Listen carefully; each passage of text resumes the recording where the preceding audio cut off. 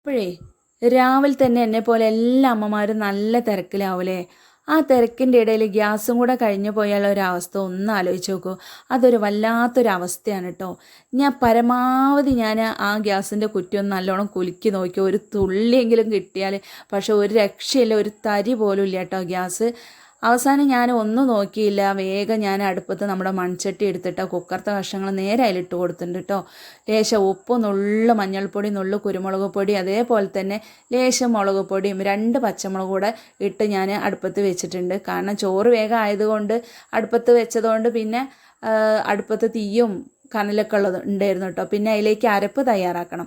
നാളികേരം, ചെറിയ ഇഞ്ചിയുടെ കഷ്ണം, നുള്ളു ജീരകം, 2 ചെറിയുള്ളി, ഒരു വെളുത്തുള്ളി, പിന്നെ ലേശം തൈരും കൂടെ ഇട്ടിട്ട് നമ്മുടെ അരപ്പ് നല്ല പേസ്റ്റ് ആക്കിയിട്ട് ആ കറിയിലേക്കൊന്ന് ഒഴിച്ച് കൊടുത്തിട്ടുണ്ട് കേട്ടോ.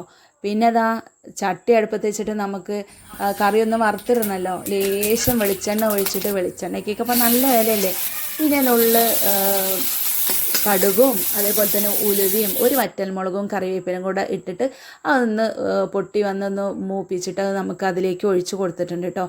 അങ്ങനെ ഇവിടെ നമ്മുടെ മോരൊഴിച്ച കുമ്പളങ്ങ കറി സൂപ്പറായിട്ടുണ്ട് കേട്ടോ. പിന്നെ ഞാൻ ചട്ടി അടുപ്പത്ത് വെച്ച് എന്താണെന്ന് വെച്ചിട്ടുണ്ടെങ്കിൽ ആകെ 2 പപ്പട ഉണ്ടായിരുന്നുള്ളൂ. ഒരു കുട്ടികൾക്ക് കൊണ്ടുപോകാൻ വേണ്ടിയിട്ടാണ് ആകെ 2 പപ്പട ഉണ്ടായിരുന്നുള്ളൂ. അത് ഞാൻ 4ഉം 5ഉം 8ഉം 12 കഷ്ണങ്ങളാക്കിയിട്ട് ഒന്ന് വറുത്ത് കോരി എടുത്തിട്ടുണ്ട് കേട്ടോ. അപ്പോൾ അച്ഛന് നേരത്തെ സ്കൂളിൽ പോകണം, രാവിലെ തന്നെ ട്യൂഷൻ തുടങ്ങുന്നതുകൊണ്ട് 7:30 ആകുമ്പോഴത്തേക്ക് പോകണം. അങ്ങനെ മോന് വേണ്ടിയിട്ടുള്ള ചോറൊക്കെ ഞാൻ പാത്രത്തിലാക്കി കൊടുത്തയച്ചിട്ടുണ്ട് കേട്ടോ. പിന്നെ പാറുത പോവാൻ ഇവിടെ റെഡി ആയിക്കൊണ്ടിരിക്കുകയാണ്. അപ്പോൾ ചെരുപ്പൊക്കെ ഇട്ട് കൊടുക്കുകയാണ്. അപ്പോൾ ഇന്നത്തെ വീഡിയോ ഇത്രയേ ഉള്ളൂ. ഇഷ്ടപ്പെട്ടെങ്കിൽ ലൈക്ക് ചെയ്യുക.